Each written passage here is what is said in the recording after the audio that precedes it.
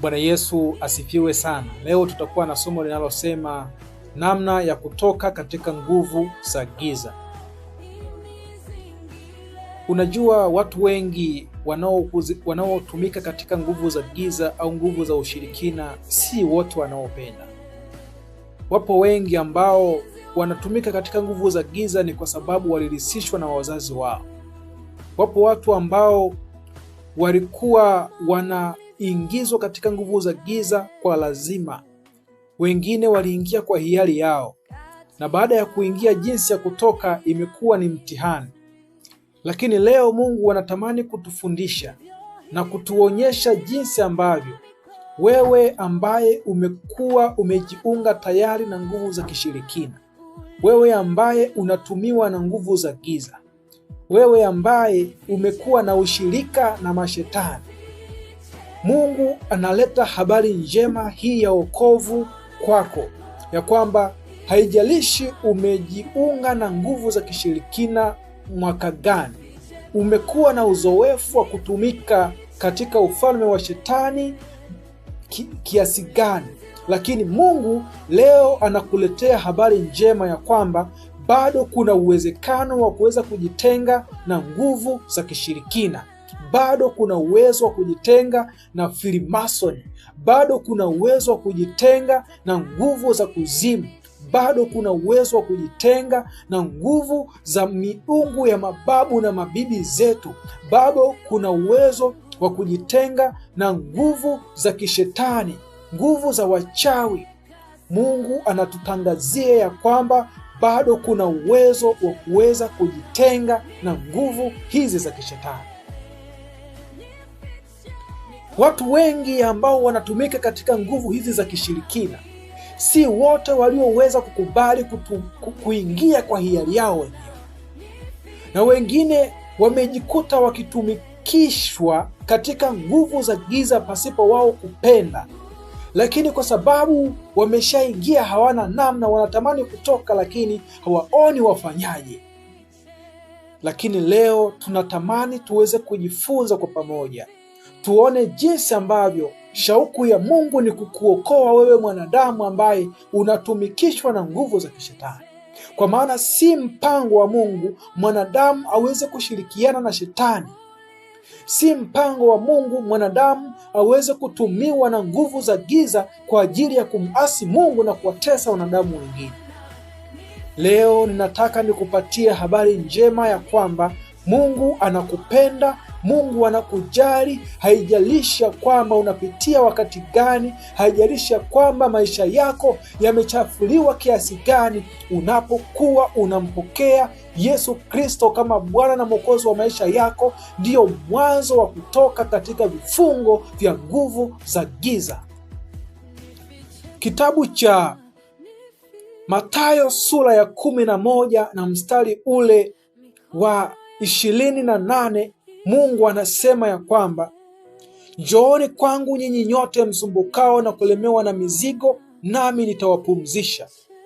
Ukisoma katika Biblia ya tafsiri ya kisasa inasema ya kwamba njooni kwangu nyinyi nyote mliochoka kutokana na mizigo mizito mnayolazimishwa kubeba, nitawapa pumziko.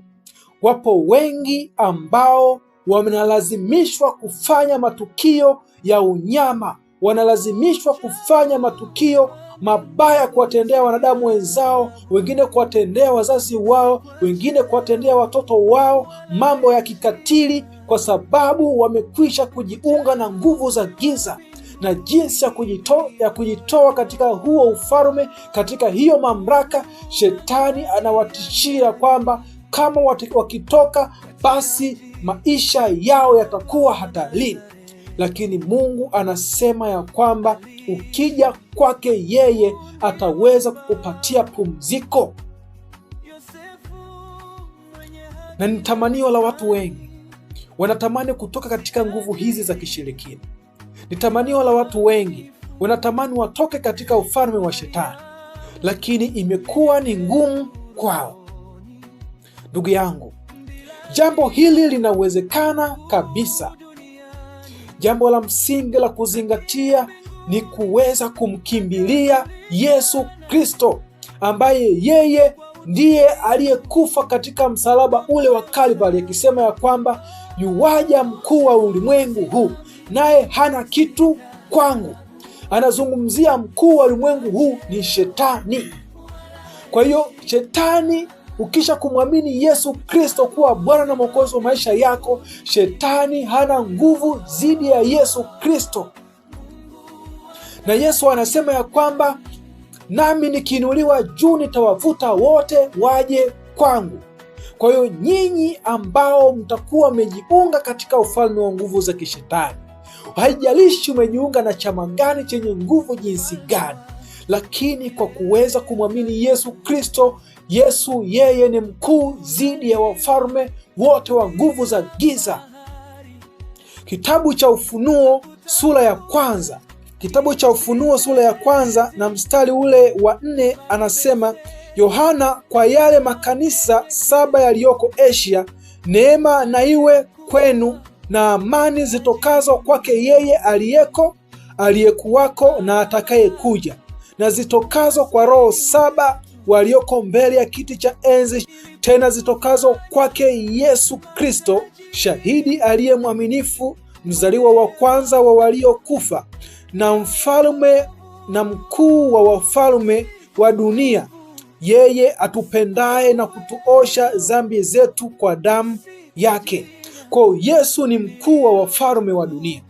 Hata Shetani anapokuwa anaonekana ana nguvu nyingi, lakini mbele za Mungu na mbele za Yesu Kristo, Shetani yuko chini, hana mamlaka.